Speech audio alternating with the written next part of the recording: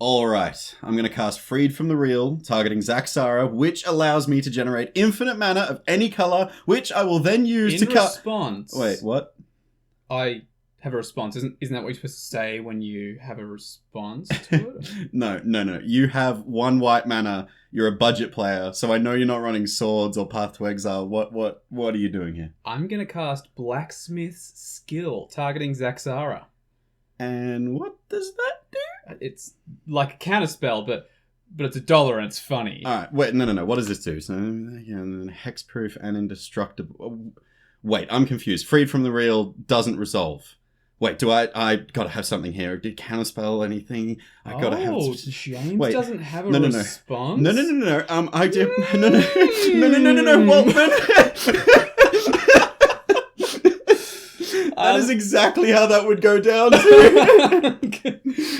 Welcome everybody to the Get Commanded podcast by the Greensboro Commander community. It's the GCP by the GCC, helping you to have better games of Commander. I am your host, Walt. And I am your gracious co-host, James, who just got absolutely annihilated by a 1 mana white instant spell, which I actually have fever dreams about at night. Mana Tithe is one of those scary spells that blue players pretend don't exist. Yeah, no, it's always spooky when someone responds to something in a way that you're not expecting. I'm not prepared for. You don't plan for white to have a response. No, you look over at a table, someone's got 1 plains untapped, you're like, yeah, I'm good. Yeah, unless I suppose you do expect the swords or something, but you don't expect it to stop you from doing what you're going to do. Anyway, now before we get too carried away there, we've actually got an incoming transmission. I cannot wait. Bring it on. What is our command, oh gracious space command lords? Well, let me just tell you. So it's from the deep depths of the galaxy, of course, from our good friends, the Space Commanders. It's time to get commanded. Know your playstyle. And know when to move outside of it.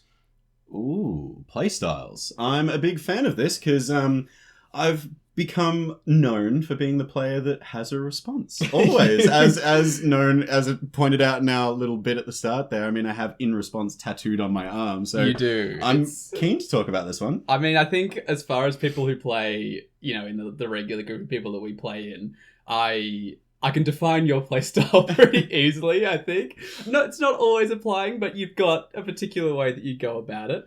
But look, most of us have one, right? Most of us have, a particular way of playing the game that we gravitate towards. So first off, I suppose we've got to try and think about how can we define this playstyle that we have? How can we use words that's clear to us what our playstyle is so that we can, as the Space Commanders said, know when to move outside of it as well. And thankfully, because this game has been going on for such a long period of time, that these playstyles have become kind of titled almost. They've almost had... Yeah, there's kind of archetypes, and personifications around them as well, which I find really interesting. Yeah, so we're going to be referring to a few of these sort of... they're almost like characters, I suppose, but people really identify with them. So they have names. So there's these sort of archetypes that are prevalent in Magic in general. I think that they started in 60-card formats because Magic is predominantly a 60-card game. And this is a fan-created format. Yes, exactly. But I think they translate across pretty well for Commander. It's a little bit different, but it's a similar kind of thing. So basically they've got names. So their names are Timmy, Johnny, and Spike are the main ones. And that's the ones we'll be covering today. But to start with, so Timmy. A Timmy is someone who enjoys big, splashy plays. Like, huge creatures. I think about the kind of play that if you saw it happen in game nights, it's usually greeted by the table going, whoa! Yeah, and then they cut to the interview and go, wow, that was big! Yeah. And not like, look, they often do that to things that are not that impressive. Let's be real. They got to dramatize it up a little. They do. But it's that huge splashy thing. A Timmy loves playing a card that just warps the game around it. Yeah. It's a single card. They're not talking about like combinations of cards so much. It's just like, I play this thing and you should be afraid of this thing. And they usually play it in the way where they raise their arm high above their head and they slam that card on the table like it's coming down on a meteor. They do. I'm not sure if you know this, Walt, but the archetypes that we're going through have actually been given like silver bordered cards. They have their own cards. They do. I've seen these. And to encapsulate them, the Timmy is the one I always remember because he's in a dinosaur onesie Isn't on it? the card. It's Timmy Power Gamer. Power Gamer, right? yeah, which I find hilarious which I'm trying to think of like players at our store that fit that archetype, and all of them I can imagine in a dinosaur onesie rocking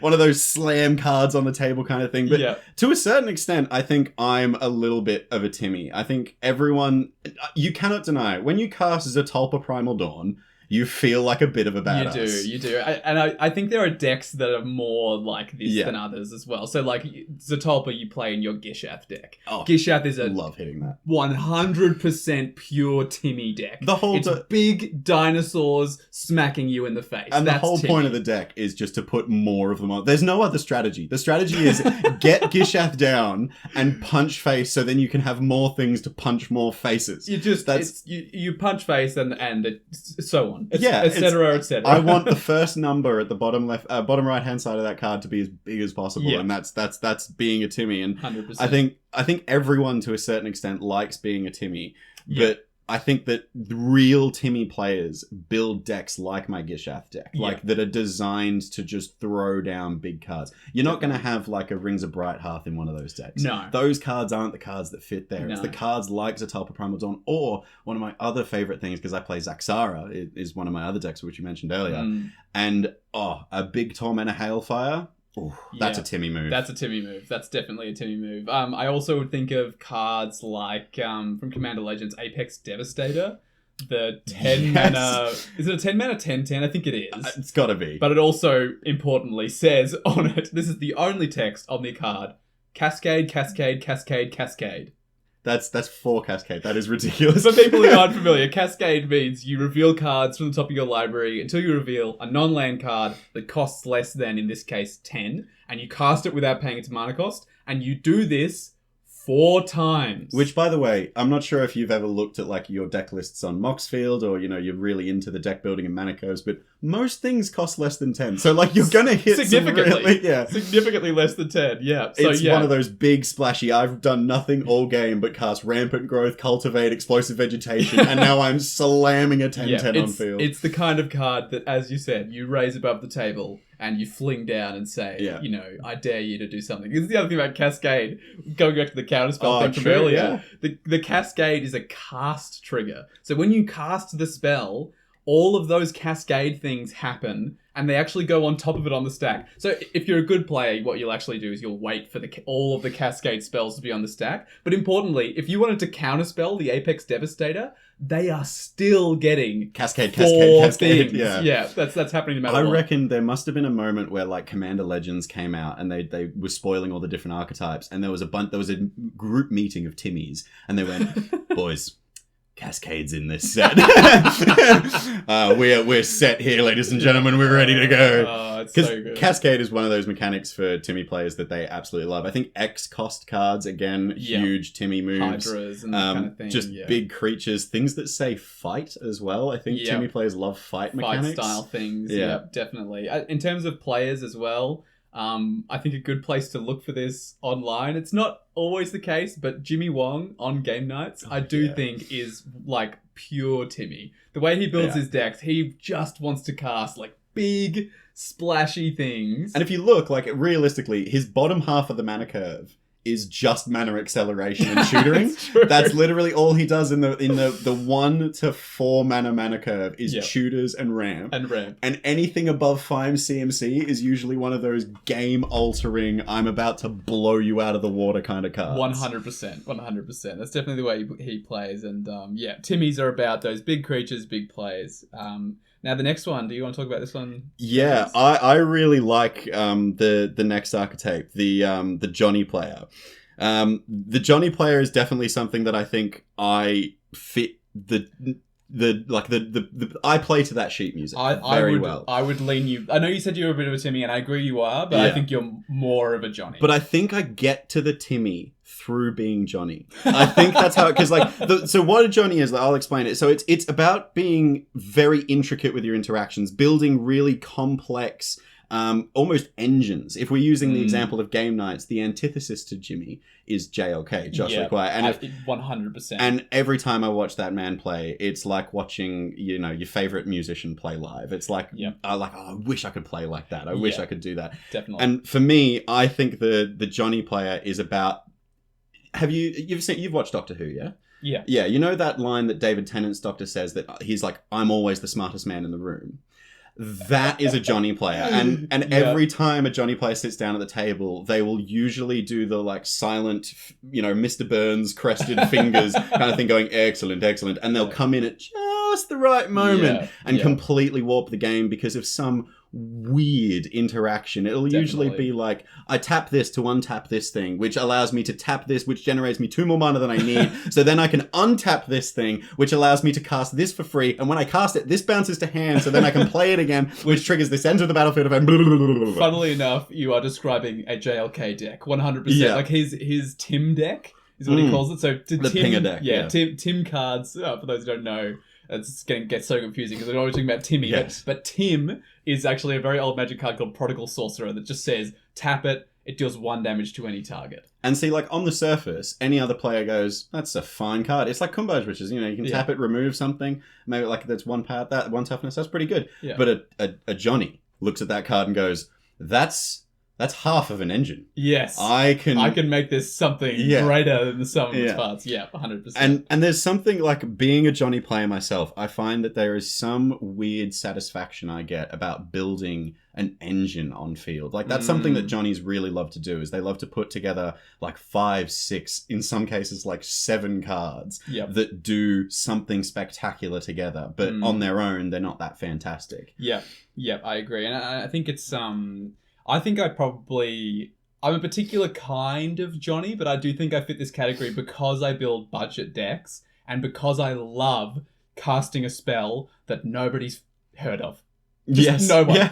Yeah. I want people to look at the card and go, what? I have consistently reached across the table and gone, can I read this card, please? It happens like so much of the time when I'm at the store. There's some people who've played me enough times that like are familiar with how my decks are going to run, but still, I mean, you play probably more Magic, more Commander with me than anyone else who I play with. I would say I have the unfortunate pleasure of having that. And yeah, I'm sure I still cast spells that you're like, what the hell is that? And I think that is a Johnny thing. It's about finding interactions that maybe other people wouldn't think of. Yeah, and I think, because like there's a little bit of overlap with the Spike, which we'll talk about in a second, with like the interesting plays and all that kind of stuff, but I think that using specific cards, like you said, is one thing, but also Johnnies love to be the clever person in the room. So they love to be on the stack. They love controlling a little bit. They love making sure that what they're doing is the most important thing in the game. And I mean, I'm a Johnny. I love being the threat player. If everyone at the table's pointing fingers at me, I know I'm doing something right. And that's like reaffirming and buffing my ego a little bit that I'm playing this game correctly. Yeah, definitely. And there is also a very clear thing that we associate with Johnnies, which is also combos. Like, I think the card, funnily enough, we go back to the unset card. We talked about Timmy Power Gamer. Sorry. I'm pretty sure it's Johnny Combo Player. I'm pretty sure that's the card. I'm gonna Google it because I'm gonna try and find and make sure it is, because I'm pretty sure it is. Right. But it's definitely something we associate with Johnnies because a combo is something that you have to plan for, and you have to find the right combinations of cards to make that combo come together and work. It is. You're correct. Johnny Combo Player. For 2 blue and a blue, you get a legendary creature, Human Gamer. It's a 1/1. And you can pay 4 mana to search your library for a card and put that card into your hand and shuffle. It's just a consistent demonic diabolical tutor on a card. Well, there you go. And that makes a lot of sense as well, because that's something that Johnny players really love to do, is obviously they have certain cards for certain situations that set up and turn on different bits of engines. Yeah, and this probably throws back as well to our Ending the Game episode, where we mentioned as well that not all combos are infinite combos. Correct. And not all combos are cards that end, or combos that end the game on the spot. So like, if you encore a Raumi, that's a combo, right? You've used a combination of cards to achieve a greater thing than what would have been done in isolation. Like 1 Gary is a certain amount of damage around the table. 3 Garys is a lot more. So you've combined 2 cards to have a greater effect than you would otherwise have had. So that's, that kind of thing is also combo. Yeah, and I guess that, you know, being a combo player myself, one of the most important things is running things like tutors and like things that search up specific pieces for your machine at just the right time. So we're not calling all Johnny players combo players, but they do like to get the right card at the right time. I think it's kind of that kind of thing where not all Johnnies are combo players, but all combo players are Johnnies. Like not all fingers are thumbs, but all thumbs are fingers. I've not heard that version before. It's a good expression, though. You can't deny. James, I can't see that on the script. You can't be throwing me these I'm going analogies. off the page, Well, don't worry about it. Don't worry about it. The other thing I was thinking of as well when I was thinking about these combinations of cards, I'm thinking about we ran a Kris Kringle event. So much fun. For those, I do want to jump in here. Yeah, for those that are unaware of our wider community, we run a lot of different events that are centered around Commander and playing together as a big social group.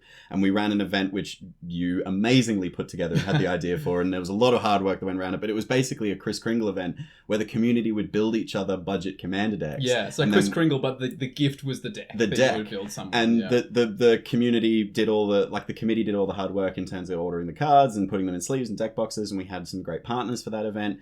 Thanks to Palms Off Gaming for their sleeves. Just quick name drop there. And it went really well, and we all sat down, and there was about like 8 pods, something like that. 8 4-player pods. 6 pods. Six pods. Still 24 players, which is amazing. Huge turnout, and it was a great fun day. So that's something else that our community does. If you're an external person listening to this podcast and want to come down and see what else our community does, Good Games Greensboro is where we're usually housed, and we will keep this podcast as up to date as possible. That's where we usually house ourselves. But if you're finding this on the interwebs, come along and see what we do, because we run incredible events like this. Yeah, and even just Commander Night is a lot of fun. But, every Tuesday at Good Games Greensboro. Yeah. Good plug, by the way. I do my best. I saw that we had some time in the script, and I was like, I'm throwing this in there. Filling that up, yeah. No, what I was going to say there specifically about the Kris Kringle thing is we had as part of the event, people could write sort of what kind of a deck they wanted. And one member of our community, actually our committee as well, Ellie, said, I'd like combos with many moving parts. Oh, you're referring to that deck. Yes, so I ended up assigning people based on... I basically took what people's request was and tried to assign them to someone who I thought could build that kind of a deck. And so I assigned Ellie to Vi. And Vi right brain built for the right deck. This absurd deck. They were messaging me like in the middle of like 2 a.m. being like, what do you think of this, Walt? Oh my god, I'm so excited. What the hell is this? What the hell is this? And then like we came up with a name for the combo, which was Jesus Pig. Jesus Pig. Basically, it won by sacrificing coal hauler swine. I'm not even going to try and wrap my head around the combo. I read it once and I was like, that sounds like it roughly works. Sure, do it. Yeah, there's also, because I ended up playing against that deck on that day, and honestly, I was so confused by it. I kind of just went, yeah, sure, you win. It was something about a Fiery Covenant, I think the spell might Fire Covenant was one. There was a few different outlets that would let it work, but basically you had I think Coal Hauler Swine deals a certain amount of damage to each player. I forget what the criteria when is. When it's dealt damage, I think. Yes, when it's dealt damage, does that much play to each player. So you have a way of gaining the life back. I think you can give it life link or something, and then you just do this like infinite sacrifice. But it's just absurd. It's just this wacky, weird thing. But you are forgetting one thing that I feel like the listeners need to know, is this deck didn't just come in a deck box with sleeves ready to play. Oh, no. It came with a 5-page document that outlined... the primer. So Vi made this deck, and obviously Vi's brain is some form of 2 monkeys in a trench coat. kind of mad scientist vibes. But the deck was so complicated that they had to write about a 5,000-word essay to explain how the deck works. And if that isn't a Johnny player, yes, oh my god, exactly. There is like, honestly, Vi could probably sit at the throne of Johnny players and just be forever ruler. I would crown them for sure. 100%. Yeah, so that's definitely an example of if you've played against that deck, around the town, or you've seen some weird combo that just somehow works. You don't know how it works, but it does. That's a Johnny, for sure. That's a Johnny. For sure. Now, speaking of Johnnies, there is another character archetype or a player archetype that overlaps a little bit, which I really, really like, and it's Spike. Do you want to explain what a Spike player is? Sure. Well, the first thing that will come to mind for people who are familiar when they think of Spike is it's competitive. And I do think I don't think it's the only part about being a Spike player, but it's a pretty big one, is that it's about, maybe not so much competitive, but it's about playing the absolute best that you can. So I think the card is called Spike Tournament Grinder. I'm pretty sure in the Magic card. I am way ahead of you. I've already got it up. You are so correct. It is Spike Tournament Grinder for 2 Phyrexian Black, which also indicates something. Yes. You get a 1/1 human gamer legendary creature. And might I just say, the artwork is phenomenal. The artwork is of a very cool red-haired dyed person with a shirt on it that says Nope, but the O is a blue mana symbol, which I think is amazing. And for Phyrexian Black, you can choose a card you own from outside the game that has been banned or restricted in a constructed format. Reveal that card, put it into your hand. So, like, if you're a Spike player, you love winning. Like, that's it. And, like, to use a term, to go outside of our field a little bit, I believe basketballers also, that's how down and in with the sports I am. The basketballers, they refer to, like, really hardcore players as Spikes as well, I think. They get, like, they're saying this. So maybe it's got some, like, history before Magic. Yeah, possibly. Thing. Yeah. But it's, so look, you know, in terms of how it normally is in a 60 card format, it's normally about that player who just loves to play tournaments. They love to tweak their sideboard. Like, that's how it's normally portrayed in 60 card format. Yeah. It's someone who just wants to win no matter what. But in Commander, I think it kind of manifests in a slightly different way. Because, look, most of us are not playing CDH. CDH probably is mostly Spikes, you'd have to say. I think you have to be a Spike to play CDH, to be honest. It's the only way you'd enjoy it. It's the only... I couldn't agree more. Like, you can be a Timmy player with, like, Timmy cards, but you have to have the mindset of a Spike to play CDH. You do. But the way that I think we usually see it in casual Commander, which is obviously mostly what we talk about, especially on the podcast, is that we see someone who is just fine-tuning and they are obsessed with the intricacies of the deck. If the Johnny player is about, like, finding the weird combos, the Spike player is about finding the perfect cards. Like, I think about the fact that I think JLK, again, is actually a little bit of a Spike in that I think so too. JLK, like, analyzes the curve of his deck. Like, he thinks about in which sequence he would like to be able to play cards. He thinks about which... like, what mana value he wants his ramp to be. He's like, I want all my ramp to be mana value 2 because I know that I have these 5 spells that I want to cast on turn 3 that cost 4 mana. Like, that's the level of analysis that a Spike is doing on their deck. They're really, really thinking, how can I make this deck the best version of it that it could possibly be? Yeah, I think Spike players spend a lot of their time on websites like Tapped Out and Moxfield, and they analyze the absolute heck out of everything about their decks. And something that I find about Spikes as well is when they're in the game, when they're playing, something that's a really clear indicator of a Spike to me is a player that gets to their turn, puts their elbow on the table and 2 fingers to their temple to the side of their head, and they start thinking really intensely because they are thinking of the exact way they want this turn to go. For sure. They're definitely not doing, like, if the joke of the Timmy is, oh, this is the spell in my hand that costs the most mana value. Slam! Yeah, exactly. Then the Spike is probably the opposite of that, in that, they're doing the, like, oh, if I play this first and then this, then... you know, my opponents won't know about this information that I would otherwise reveal. Like, it's really finding anywhere in the game they can get a slight advantage. And in Commander, I think that's normally going to be deck building. It's like, I put this card in my deck and I played it the last 5 times and I didn't like it. But I have this other card that's slightly different, but it would be better in this kind of scenario. It's 1 mana cheaper and it does this. But it has this kind of effect. I'm going to substitute that in. I'm going to try that for 5 games. Like, I think about play testing. People who play test their Commander decks a bunch and then substitute things out, add other things in. Like, it's intricate. And I'm going to out someone that's in our store that I couldn't think is more of a Spike player, which is Jordan. I'm going to throw his name out there. Jordan, if you're listening to this episode of the podcast, this isn't a mean thing for us to say. You are incredibly good at analyzing your decks. And the way, something that Jordan does, which I picked up on, which I think is a really good tip to share. If you're looking at doing some playtesting stuff and you want to try and maximize your deck's potential, but you don't want to buy the cards and commit to them and swap out cards yet, what you can do, and this I've seen Jordan do this, is just rip off a tiny little bit of paper and just write the name of the card you're thinking about putting in the deck and put it on top of a card that's already in your deck. So that way when you're holding it, you can go, would that card be better than the card it really is right now?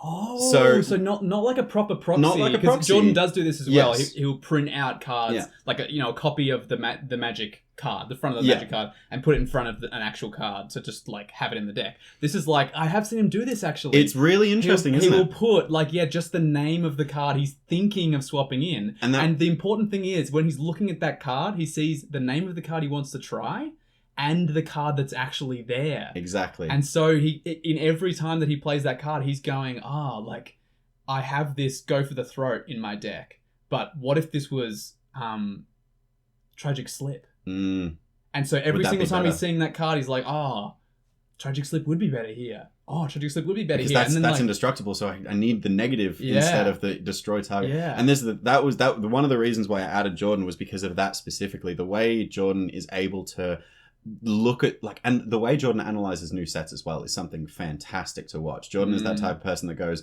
this entire set, there's 100 new cards. I don't know how big a Magic set is, but so many new cards. There are 3 of them that matter to me. Yeah. I've analyzed every single one. These are the cards that I need. And for sure. And I noticed that, and we're obviously talking Commander here, but I think Commander players that are spikes also, they might have a game of MTGA going on their phone while they're sat in a Commander game. They're definitely the ranked grinders of Standard and, maybe Historic and that kind of thing. And, I think most of the players at our store probably play, if not just Commander, then at least mostly Commander. Yeah. But there are some players who play a lot of Standard at our store, especially on Arena. And I think Daniel is the king of them. Daniel plays more Arena at work than I think most of us play Arena at all. And if Daniel's employers are listening to this podcast... that was made up. I made that up. Daniel's never played... Satire. I suppose the other thing to consider, so there were the 3 main archetypes, was the Timmy, the Johnny, and the Spike. I think in Commander, when you're thinking about your playstyle, it's also worth thinking about how you normally win. And this actually, again, calls back to our first episode, the ending the game. We're good at this, aren't we? Linking our episodes together. It's like we've planned it out. It's incredible. It's crazy like that. So, some of the things we pointed out in that one, there are obviously combos, but there's also, do you normally win with combat damage? Do you like to lean towards aristocrats kind of strategies where every time that one of your creatures dies, you're taking some life away from somebody? Because I think probably your playstyle is mostly going to be something about where you sit in the Johnny, oh my god, I did it again. Timmy, Johnny, and Spike, that kind of spectrum, and then also how you end the game. And that, I think, neatly brings me to what I want to ask you, James, which is, we've sort of alluded to it already, but if you were to try and define your playstyle, what do you think it would be? See, every section we've just gone through, I've been like, oh yeah, I do that. I do that a little bit. But I think a shadow of a doubt, I'm a Johnny. I'm the type of player that likes to think he's the smartest person in the room and likes assembling something and then holding it above everyone's head going, look at the magnificent thing I have just created. I think to a certain extent I'm a Timmy and a Spike as well. Like we said, I love my Gishath deck, but it's a very outside of my usual playstyle thing. So that's what our Space Commanders have asked us to do is my Gishath deck is something that's very, very different to what I usually play. Outside of your normal playstyle. Outside of my normal playstyle. And my normal playstyle is definitely Johnny. And I think to a certain extent, because I have a CDH deck, I think to a certain extent I am a Spike as well. And I think it's only for my Niv Mizzet deck, my CDH deck, that I do the Spike things where I look at cards and analyze them and really dig into the nuts and bolts of the mechanics. And especially when I play my Niv Mizzet deck, I'm a different person. It's like I'm playing poker. I hold my card, I put my cards face down on the table and look at them like I'm looking at a poker hand kind of thing. So I think to a certain extent I'm a Spike. Sometimes I love throwing a big dinosaur on the table, but my heart of hearts, I am a Johnny. I completely Hands agree. down. I completely agree. Down. I think if I was trying to define my play style, I'm really curious of what you self-analyze yourself as, because I have an opinion. Maybe I'll say mine and then actually, before I get to mine, then I might say what I think yours is. Okay, go on. Yep. I think you're right. I think you're a Johnny. I actually think you're not that much of a spike. I think you're almost not a spike at all outside of CEDH. Yeah. Because I've noticed that lately you've actually taken a lot of powerful cards out of your decks and a lot of combos out of your decks. I actually, funnily enough, I know the intro bit that we did talked about Freed from the Real and Zaxxara, but that doesn't exist in my Zaxxara like deck you just anymore. took it out. You don't play it anymore. And I think what I noticed about you is that you are increasingly about how you play the game and less how you build your decks.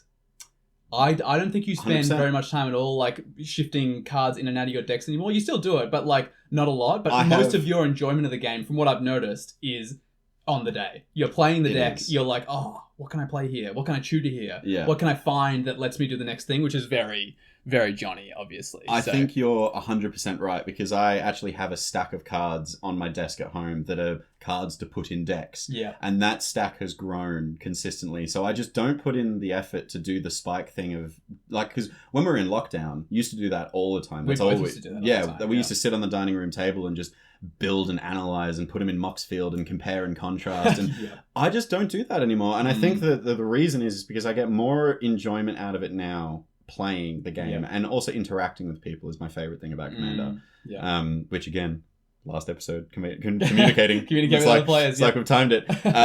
I just think that the Johnny aspect of the game being that, you know, I'm the smartest person in the room kind of thing. I love that so much more than coming, like, I almost feel a little sweaty if I come with like a spike deck. I feel like I mean, it's nothing against spikes, like you know, if you're a spike player out there, like, more power to you, but I personally think being a Johnny on the day is more fun than being a spike in the off season. Do you think you relax more when you come in knowing that you're not like refining your deck a bunch? Yeah, I guess it's lower stakes, right? It is, and the other thing is, like, I've found that I spend less money. Important detail. I'm consistently not worried about, like, you know, there's, like, for example, Kamigawa. I have a Yuriko deck, and I love my Yuriko deck to bits. And Kamigawa was obviously a very big ninja set. Bunch of ninjas in that set. Yeah. And there were a lot of really powerful cards. I actually did slide a few cards that I got over time, but honestly, I only have just put in the Rat Ninja, the one that buffs other ninjas and ninjutsus for 2. Right. I only put that in the deck a couple of days ago.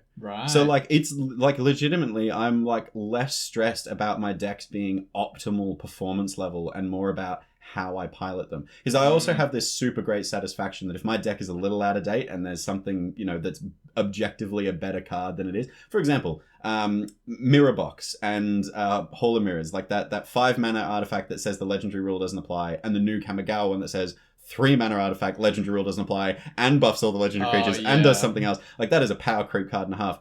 I don't run that yet, but I get a huge sense of satisfaction of using the older shitter card and winning with it. This is quintessential Johnny right here. Yeah. Like, I get more of a satisfaction with that. So I'm kind of happy that you've identified me like that, because it kind of reassures me that I'm a relaxed player to be around. It's probably where you want to be. It's where I want to be. Yeah, for sure. Yeah. Now, I'm really curious. I'm going to hold back my opinion on what you are. Okay. Because I'm really, really curious of how you self-analyze yourself in these 3 archetypes. Where do you think you sit?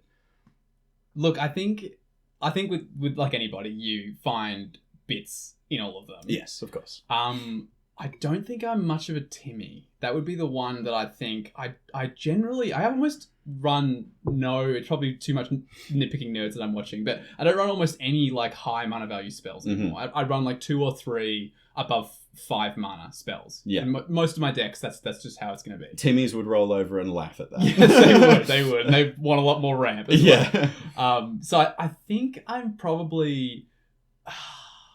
It's funny that the aspect of the spike, as we were talking about it, of subbing cards in and out of your decks, I do that a bunch. And I really refine my decks a lot, and I think a lot about them, and I like am constantly like, I'll be in the middle of being somewhere, like not like at work, and I'll suddenly think, in my Reese deck, I could take out Aura Mutation and put in like insert other card. Oh my god! And then I'll put it on my wish list. I have like wish lists on Moxfield, so I know to buy that card. Honestly, I'm going to jump in right here. in my mind, you're actually a Spike player. That's so like funny. it's really interesting because like and I know like there are aspects of you that are a Johnny player. I have to admit, you get a lot of satisfaction out of doing really intricate, and fun, the weird cards, as I was saying, and like the budget cards and all that kind of stuff that no one's heard of, and you're like, yeah, it's 50 cents, you should buy it. But I think you're a Spike player because if you haven't ever played with Walt in store, Walt is a very quick to pull out his phone and write something down very quickly if you're playing a game. And what he's probably doing is noting a card that you've just played, because he'll go home and test it out in Moxfield. He'll put, and like, this is the thing, like I'm sat in looking at Walt's computer now, and there's like Moxfield lists of all of Walt's decks, every single one of them, and they're all up to date. I do keep them up to date. All of them are up to date. And you are the type of player that, like, you know, when you're playing, you sequence in a very specific, streamlined way of you play the optimal card at the optimal time. Yeah. There's definitely moments where you go, I'm going to do this instead because it's fun or funny. Yes. But 90% of the time, especially in the early game, you're like, this is the right way to play the deck. And also, something that you do is after the game, you analyze. And that's, I think, a very Spike trait. After the game, you're usually like, oh, if I did that there, it probably would have been objectively better to do.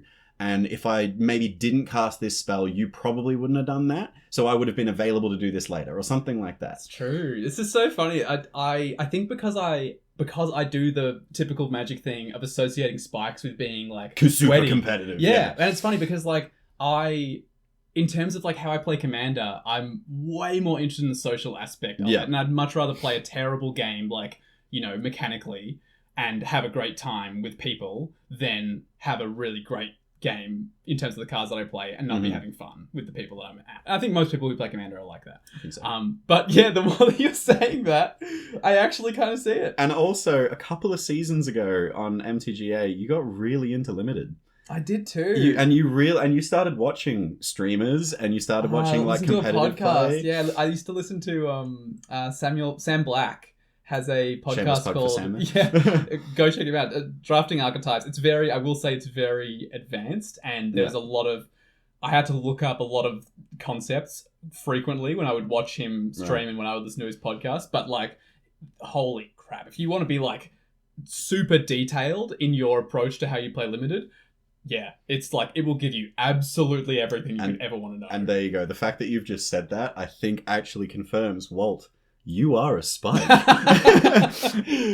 Damn, tournament grinder. I guess I do play a lot of Pauper as well. You do, and you love that format too. Do. And like when a tournament for Pauper comes around, you are usually the first to put your name down. It's true. So it's true. And like I actually have next to, we're recording this in my room, and next to where we're recording, I have a bunch of goals. Oh, you do too. There's a Magic the Gathering one there that says win an event. It's like in very tiny writing. Wow, look James at that. can just barely see it, but. Like I do actually. It's so funny. I think because I don't want to be competitive. I don't want to be someone who's what I would call mean a or gracious something. competitor. Okay. I would say you're competitive, but you still shake your opponent's hand at the end of a game. Yeah, that's true. You're still polite. There's like being competitive and being a Spike doesn't mean that you sit there with like sweat beads pouring down your head with like a vein pulsing like I'm gonna kill this man if I do not win. I think that you can be a Spike and be a gracious player. I was so thinking you were going to identify yourself as a Timmy because you love casting like Overwhelming Stampede. You love that card. That's true. And like there are aspects of your play that you love being like, and then I smack this onto the table. And look at its power and toughness are equal to the number of creatures I control. How many? 95. It's like you like doing that kind of stuff, but it's always done in a way that is so calculated, and you get there in the Spike way. That's true. That's interesting. Wow, you've changed my mind. I see it. I'm gonna have to start calling myself a Spike. Oh my god, Walter Spike. Okay, we got a paper. We're doing the paper thing. We're doing Here we it go. every time. Hey! Oh. They went everywhere. Nearly gave Walt a paper cut in his face then, actually. All right. Well, look, we've defined our playstyle. It took maybe a little bit longer than we thought it would, but we've worked out how we're going to think about our playstyle. But importantly, the command was know your playstyle and know how to move out of it. Know how to move outside of it. Yes. So, first off, I think it's worth thinking about ways that you can enhance your playstyle. Yeah, for sure. So, I think that when you figure out who you are, you get this like sense, like it just in life generally, like when you go, oh, I'm that person in the friend group. You know, you get more comfortable in knowing that that's your position and the aspects of yourself. Like I'm always the person to organize things in my friendship groups. Like I'm always the person that goes, right, I'll book the table for dinner. I'll order the Uber. I'll make sure that things are sort of lined up. And when I realized that, I felt more confident in when I do that because I realized that's my role, right? Yeah. And I think now that I know that, like when I started getting that reputation for being the player with responses, I was way more comfortable in responding to things. So I'd build certain decks to make them more responsive because that's the way I play and that's the way people expect me to play. And... Yeah, and I think this is the way of approaching your play style that's probably just inherently going to be the most fun for you, right? Yes. Like by knowing exactly how you play the game, yes, you're going to work out how you play the game in an effective way, but you're also going to work out how you play the game and have fun playing it. And so, of course, when you then build decks and go to pilot them, you're going to be thinking like, I know what I want out of this game.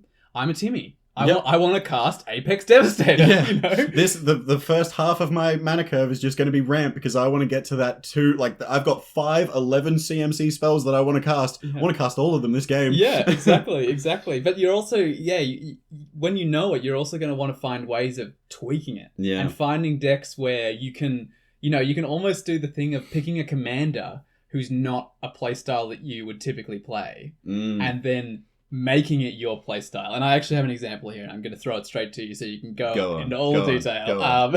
I know exactly what commander you're going to use too. I know it. James has a Brutaclad deck. Telecor Engineer Brutaclad. You always do the Scottish accent. It's baffling. I see. I get it. Brutaclad. It's just worked so well with the Scottish accent.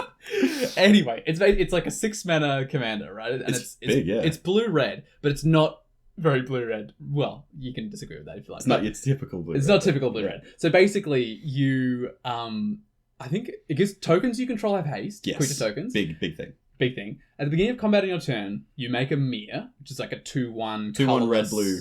It's a red-blue. Interesting. Yep. Okay, yep. So it's a coloured thing, but it's an artifact creature. And then you can make any number of tokens that you have a copy of target token.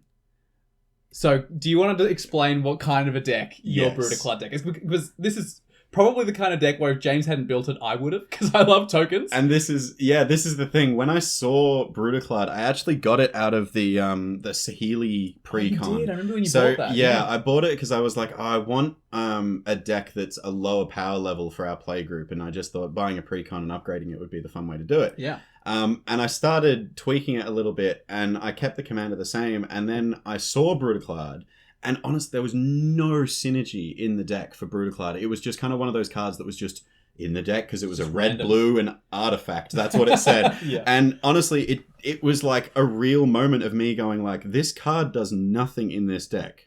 I'm going to take it out. And it was sat in my box for a really long time. And then I was like, I need to build something different. I want to build something new. And I was like looking, and I instantly went to white and green tokens because you had your Reese deck. And like I was playing a lot with you back then. So it was like looking at... You'd see it a lot, yeah. I was seeing a lot of tokens, and I was like, I don't have any decks that do tokens. Let me find a green-white commander that does tokens. And whoopsie daisy, I found a red-blue commander that did tokens. And I think that, like, I just saw that red and blue had ways that you could play with tokens that were so different from green-white. Yeah. Like, green-white does a lot of stuff like populating, and power and toughness are equal to the number of creatures you control. So you want to go low and wide.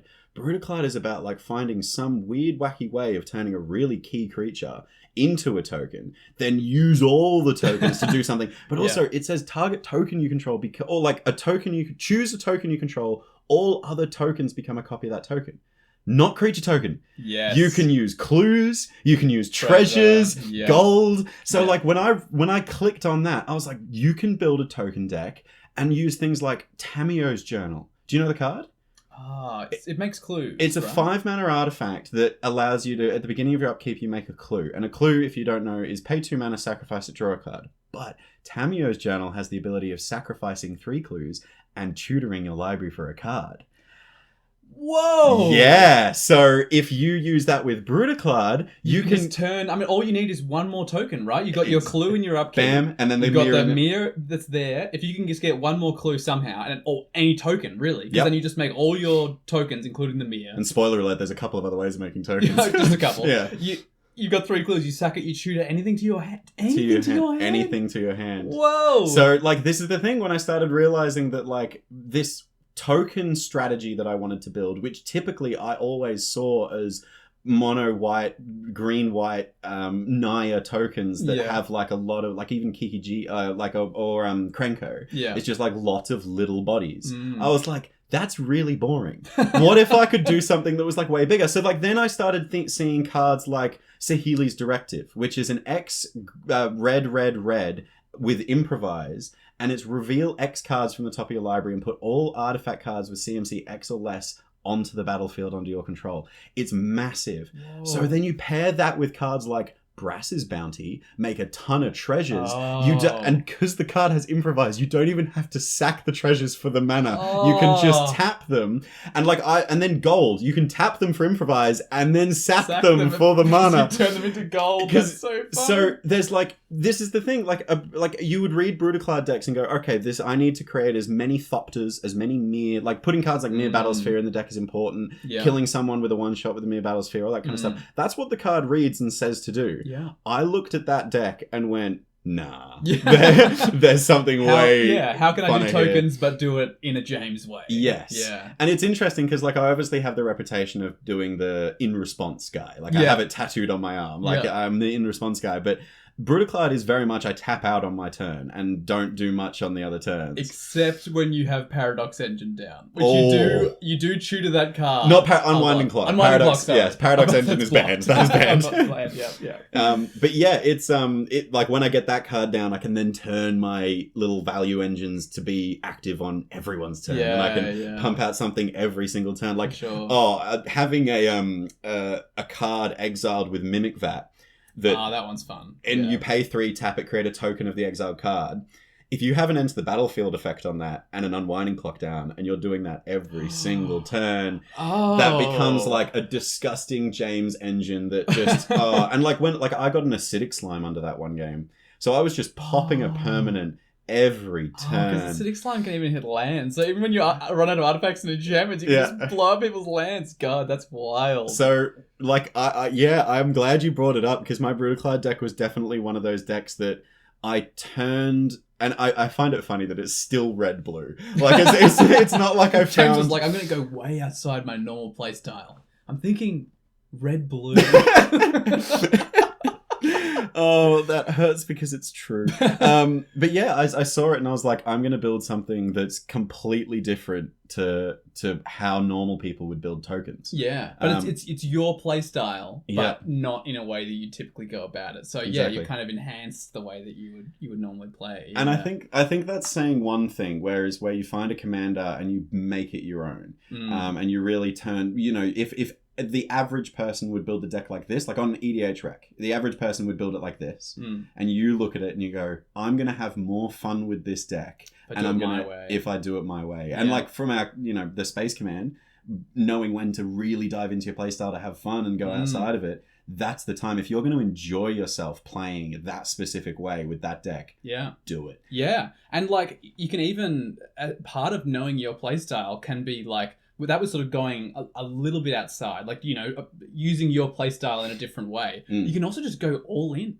You can just look at your playstyle and go, what if I just built a deck that was everything I want to do to the maximum? So this card reads Walt. This is what I want to build. And I actually have someone that, when you said that, I have someone that just jumps to mind immediately. When we were talking about Timmy's, there's a name that we didn't drop that I think was really obvious. I was thinking it in my head. And if he is listening to the podcast, you are our local Timmy. Nick, you are definitely our local Timmy.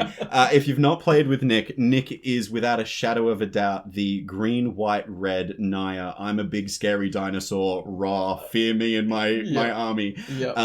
And they have an incredible... It's one of my favorite decks he's built. It's definitely his favorite for sure. It's his Atla Palani deck. And it is without a shadow of a doubt I am building the way I want to play and the cards I want to see on the field. And I'm going to go all out. Yeah. And do it as much as I possibly can. Yeah. There's nothing about that deck. Because, like, you could see out the Polani, like, if you don't know the card, basically she makes eggs. And whenever an egg dies, if she's on field, you reveal cards from the top of your library, put the first creature you reveal onto the battlefield. So it's like you're hatching eggs. Now, you could see that and go, oh, maybe a Johnny would go, maybe I can untap it and tap it a million times in a turn. But they'd have to include things like Kiora's Follower in that deck and stuff like that. I mean, you couldn't because it's blue, but like, but you know what I mean? Like, they'd look at that and go down that style. But yeah, you are so right. Nick is just like dinosaurs, big things. Big things. If Nick finds a new big creature that he likes, I mean, it's hard now because he loves the deck so much that he's got attached to every card in it, so it's hard for him to take things out. And they're all foiled out. They're all babies. Like, and that's the other thing, I think, like the way that he does the Timmy, it's like he has such a personal connection to each of these creatures, and he likes playing that way. And so the Atla Palani deck is perfect because every hit in an Atla Palani deck is supposed to be nuts. Like, you do not run small creatures in an Atla Palani deck because you want every single hit you could possibly get to be nuts. Don't run mana dorks for ramp. Run spells for ramp because you don't want to crack an egg and hit a Bird's Paradise. No. You want Blightsteel Colossus. Yeah, you want slightly better than Bird's Paradise. Yeah, a little bit. You want, the is it Avacyn Angel of Hope, the one that gives all your permanents indestructible? A white player's dream. Including herself? Yeah. You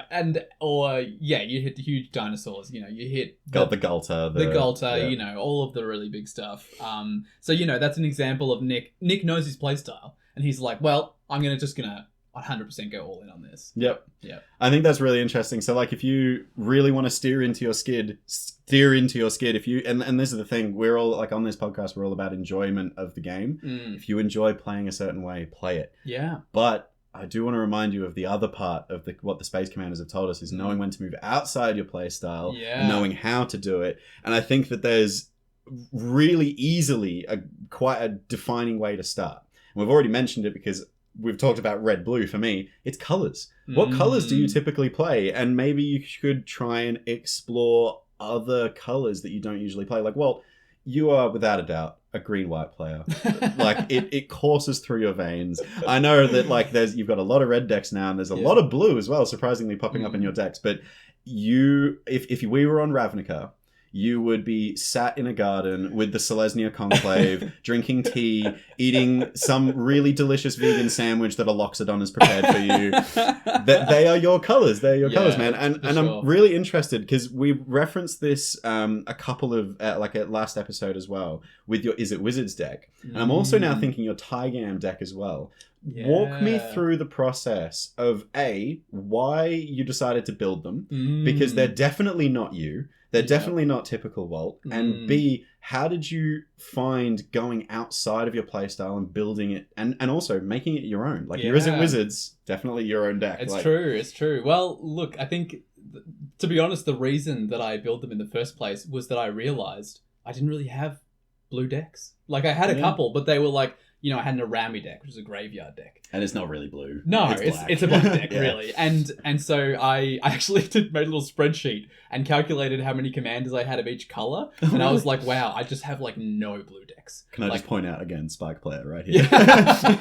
Yeah, it's coming full circle. Anyway, and so I was like, well, the first thing I thought to myself is, what's one, because I have, like, a lot of decks. And I was like, what's one archetype I definitely don't have any of? And I was like, I don't know any, like, spellslinger decks, like decks that not quite storm, but just, like, want to cast a million spells. And so I brewed a bunch of them online, and in the process I actually tried the Kaza Wizards thing as the spellslinger thing. But as I was building the deck, I realized that because Kaza taps and reduces the cost of the next instant or sorcery you cast, where X is the number of wizards you control. And the thing I realized is the Wizards deck actually doesn't want to cast lots of spells. It wants to cast one big spell. Yeah. And I still liked that, but I was like, oh, this is actually not quite right. So then I was like, oh, I'll leave that. And so I was like, I found Tygam, which is the blue-white. Cool, it's such a cool command. I'm shocked it doesn't get played more. It's basically when Tygam attacks, until the end of turn, when you cast an instant or sorcery, it has rebound.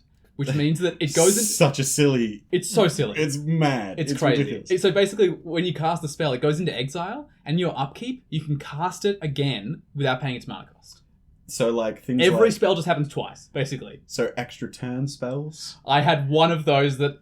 Yeah, Yeah. Look, there's one of those in the deck, I'll admit. I didn't think that would be so much fun for other people, but yeah, that's nuts, obviously. Yeah, crazy. But also just like cantrips. Like, Yeah. if you cast Ponder, and then you get it again... A free ponder at the start of your turn seems good. Yeah, yeah, like before you've even drawn, you can arrange the top cards, you can shuffle, you can draw a card, Mad. like, crazy good. Anyway, so what I ended up doing, though, is I built this deck, and I was like, but I actually still want to do the big spells thing, so I built cards as well, which was not my intention. But yeah, like, basically I thought to myself, look, you know, there's a bunch of token commanders I'd love to build. There's a bunch of, like, mono white commanders I'd love to build, and I probably would have had fun doing it, but I thought I'd learn more as a Magic player if I built something I hadn't played. Yeah. And was way outside my playstyle. And look, the Karza Wizards deck is pretty janky and silly and probably pretty on brand for me. But the Tygam deck is like completely different from pretty much every deck I own. I actually remember sitting down to play against it for the first time because we obviously lived together for a long time and I knew pretty much every deck you were brewing at any given point. I saw it from idea at the kitchen table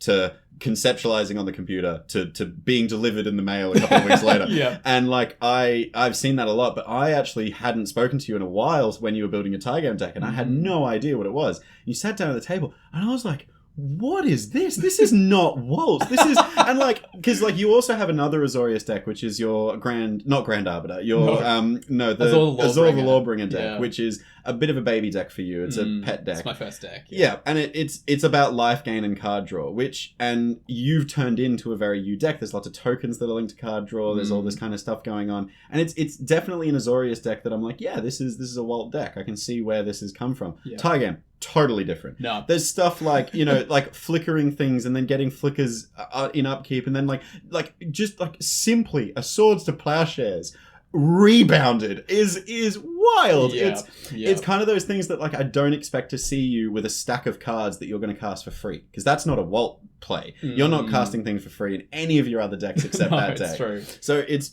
really interesting to see how you've managed to go, yes, I want to explore this, and also at the same time build a whole new playstyle for yourself. And now when you play it, it's really interesting watching you because you play differently, you act differently at the table. It's like a form of self-expression that's like a different side of you. For sure. And I think I pull it out probably more often than I otherwise would. Like if it was a different deck, I think I'd play it less because most of my other decks have similarities. Yeah. And so if I'm just like, I just want to draw a bunch of cards. I just want to see a million cards in my deck. I will play Tygam because I will be casting 5 cantrips a turn, rebound, doing it again. So yeah, like again, I started with how do I play? You know, I knew my play style and I went outside of it by thinking about the colors that I didn't play much and the play style I didn't play much. And yeah, like it was a lot of fun to do. I think I can think of one immediately, but you've done this for sure as well yourself because you had your first few decks had similarities. Even you built a Selesnya deck and it still had an infinite combo in there. I did, and that was also interesting. That's I totally forgot about my Siona Captain of the Pyles deck because again, that was one of those decks that I built specifically because I wanted to play outside my play style. And I just looked at you across the table and was like, what's Walt doing? I know I don't play like Walt. Let me copy what Walt does. And I saw an Enchantress. Every time an aura is equipped, it slaps on a creature, you create a token. It's a 1/1 soldier. And I was like, that seems pretty fair. And then I stumbled across a card that says every time a creature's entered the battlefield, you can reattach this aura to it. So you make infinite Shielded by Fate. That's the card. So you make infinite soldiers. Yeah. You go nuts with it. It's a great card. And then like I put in other things like Walking Ballista and Heliod in that deck. Yeah. And it just became, again, a deck that James went, nah. Yeah. Like, it was more like when we were talking about your Brutaclad deck, I would say. Definitely. You knew your playstyle. You wanted to move a little bit outside of it, but it was mostly just... You know, it was a branch off of your playstyle. Yeah, it was basically my playstyle with different colors. Yeah. Whereas I can think of a couple of decks, and I'm sure you can think of at least one, that you have built recently where I think you quite actively said, okay, I know which decks I build. Yeah. I'm going to build something nothing like that. And the one we've already mentioned, and it's my Gishath deck. And I specifically built Gishath to say, there's a bit of a joke that's running in our store that I hate green. And I'm not going to lie, A little bit. I think green is always treated so lovely by Wizards of the Coast. You guys get everything. You guys get card draw, you get ramp, you get everything. We have to struggle in red-blue for any kind of... You don't have to struggle for card draw. What are you talking about? In ramp, though, my god. Yes, have you seen my collection of 2-mana talismans? It's insane. But I built Gishat specifically because I wanted to show the store that I do play green, and I can play green. But there's another deck that's sprung to mind that I built that is so outside of my playstyle, that's actually not even in our playstyles, and it's my Liesa deck. Yeah. It's my... And it's a black-white. Every time someone casts a spell, they lose 2 life. I call it my Death by 1,000 Cuts deck. Yep. Because the whole point of the deck is it doesn't want the game to end quickly. It wants everyone to sit at the table and hopefully make the other 3 players miserable as they watch their lives total trickle down slowly but ever so surely, and my life just to go up and up and up. Yeah, you've got lots of ways of gaining little amounts of life. Yes. Liesa, also importantly, probably the most...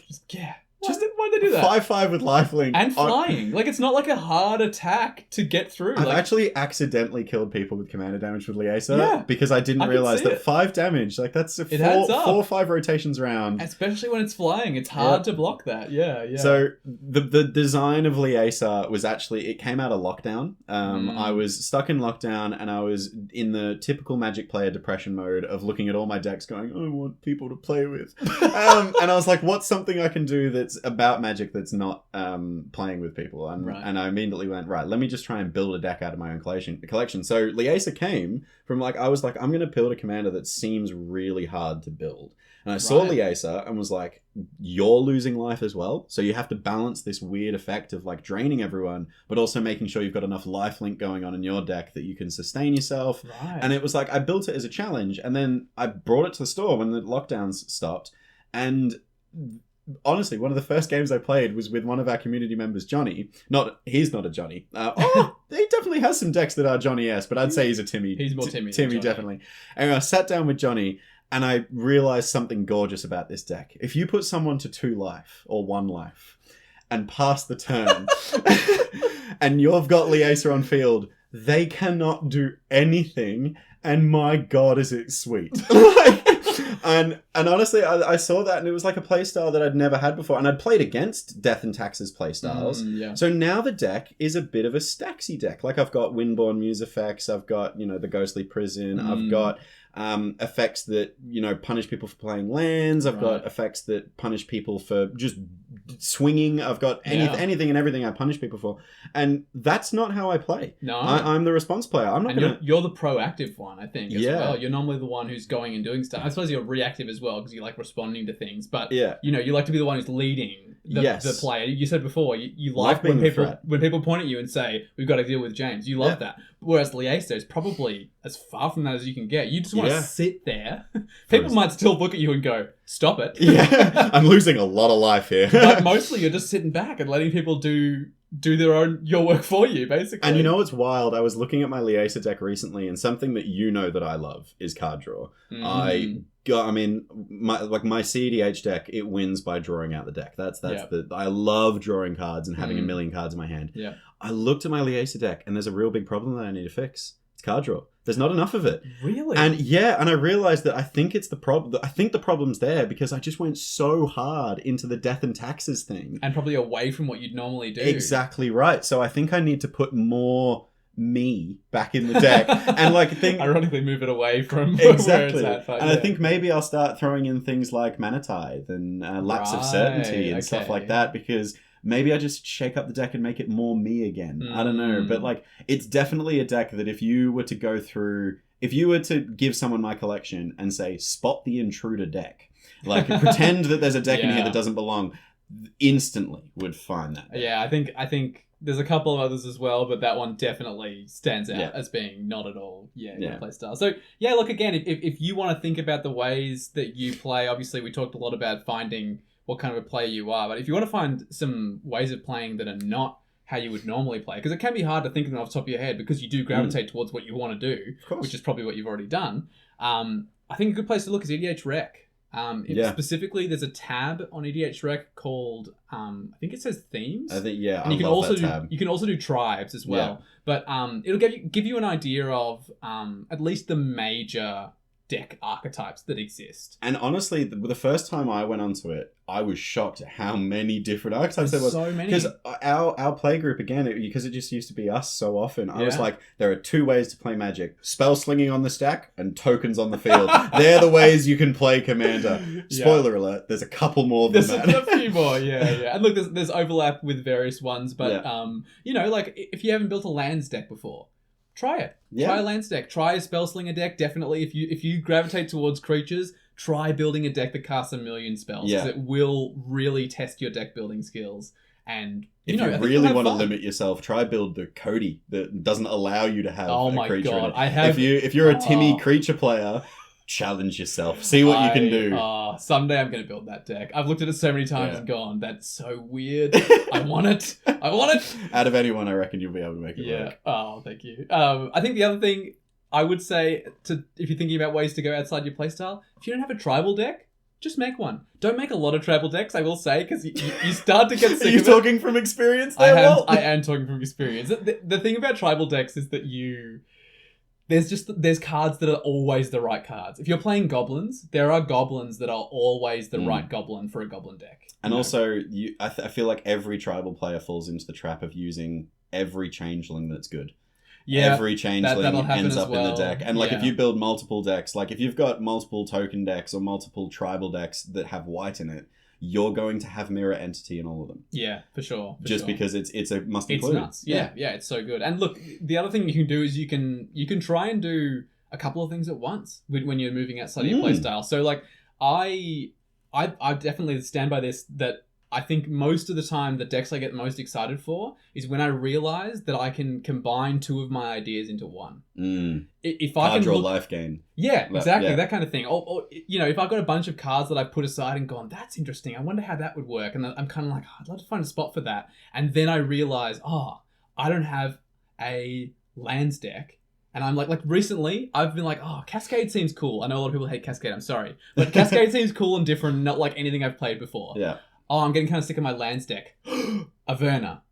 Oh. The Teamer, you can play lands from exile when you Cascade. And I'm like, I'm actually so excited to try building this deck now, because I'm like, this would be so weird to try and find like a landfall deck. Cascade with landfall. You know, so like find a deck that, if you can, is not just outside your playstyle, but combines a couple of things that you've been meaning to do for a while that are outside your playstyle. I have a feeling we're going to have a lot of very long games with Averna when you build it. It's going to be one of those things of like, all right, I cast a spell, and now I'm going to take the next 10 minutes to see how many landfall triggers I can get from this. For sure. Interesting. Well, I mean, I feel like we've summed up playstyles pretty well here. I think so. I mean, we've gone a little bit longer than we normally go. Definitely but look, a long episode. It's a complicated topic, and and it was a little bit of group therapy for us. We know who we are now. We were a little bit more comfortable with that. It's true. So yeah, like just to summarize, I guess, if you know your playstyle, it will let you have more fun. Mm-hmm. Whether you stay in your playstyle, like we were saying, and really enhance the way that you play, you know, go nuts on that, like we were talking about with the egg deck. Or if you move outside of it, no matter what, if you know what kind of deck builder you are, what kind of player you are, you'll have more fun, for sure. Yeah, I think, and just as a general message, however you play is your way of playing, and you should be happy playing the game in your way. If you really like staxing people out, do that. Just find the right pod for it. Make sure you and everyone around you are having a good game. For sure. So for the listeners, what is your playstyle? Are you a Jimmy? Are you a... Oh my god, I did it again! It's like the 4th time. Are you a Timmy? A Johnny? Or a Spike? Are you one of those? Which one are you? Is there some overlap? And now that you're thinking about, you know, what your playstyle is, what deck do you want to build next to do something new? Yeah. And we're going to do Play of the Week this week, but I actually have a horrible admission that I was terribly ill this past week. Yeah. Didn't see you. Yes, I was very absent. I was even absent for the first time in a very long time for our weekly Commander night, which burnt me up inside. So I don't have a Play of the Week this week, unfortunately, because I haven't played Commander in a week. So, Walt, have you got a good play? I'm hoping. I do, actually. I was thinking about this earlier, but I was playing a game the other day, and I actually, funnily enough, I wanted to bust out my Tygam deck, and I've noticed that my Tygam deck wins a lot. It's a good deck. So I basically said, look, I don't know for sure, but I think this is going to be a high-powered kind of game. And I was playing with Ellie and with Nick. who we mentioned both of those people today, so that's kind of funny. Anyways, I was like, I'm playing my tie game deck. It's reasonably powerful, so I'm happy if you get don't play CDH decks, but something reasonably something strong. that can respond and interact with what I'm doing. Yeah, exactly. And so, funnily enough, Nick played his Atla Palani deck. Surprise, surprise! Leaning into the playstyle. Yeah, exactly. But Ellie bust out Muldrotha, which is the Sultai commander that lets you play one permanent of each permanent type from your graveyard each turn. So you can play a land, you can play an enchantment, you can play an artifact, you can play a creature. Yeah. That all the permanents? Planeswalker. You can play Planeswalker yep. as well. I'd be shocked if you played many Planeswalkers, but you might do it. Look, if one comes in and ultimates immediately, that's good value. I mean, that's not bad. Yeah. Anyway. Muldrotha players. Yeah. The play was, it was not so much a play as just a card.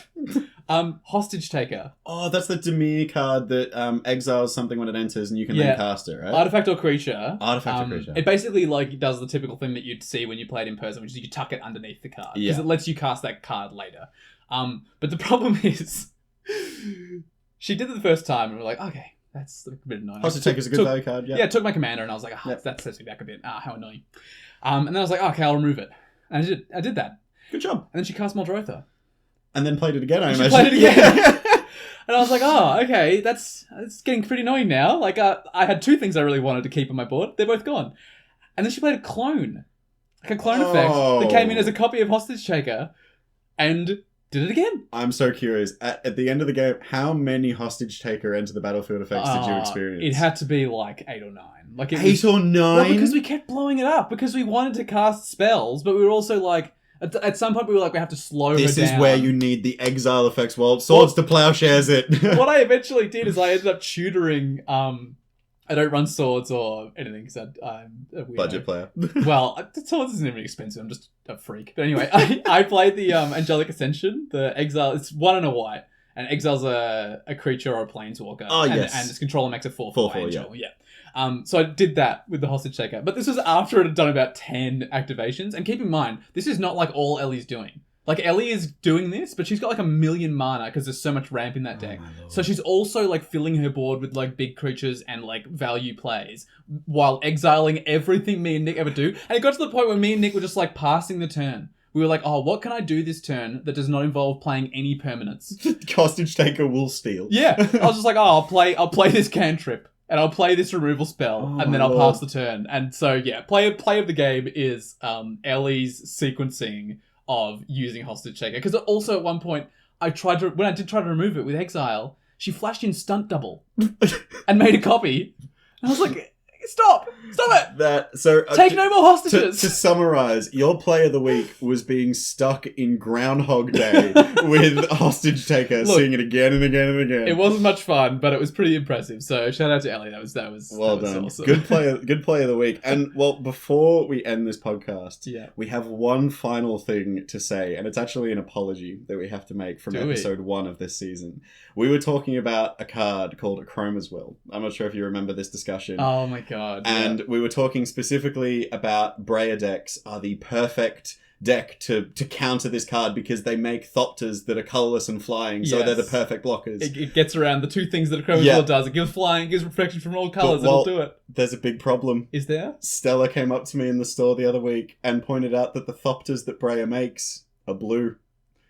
A Chroma's Will does nothing. A Chroma's Will gets through Breya's Thopters. Message of the week, play a Chroma's Will in more of your decks. Even Breya It is a broken card. So we apologize for the mistake we made. Correction, altering that. But yes, even Breya, one of the most powerful commanders out there. Oh my god. Doesn't stop a Chroma's Will. Wow, there you go. Thanks so much for listening, everybody. We'll catch you in the next one. And thanks, James. Nice big long episode. Let's end it with the sheet. There we go. Oh my god. I almost paper cut your face. That was very aggressive. Thank you very much for listening, everyone. All right, catch you next time. Bye. Bye.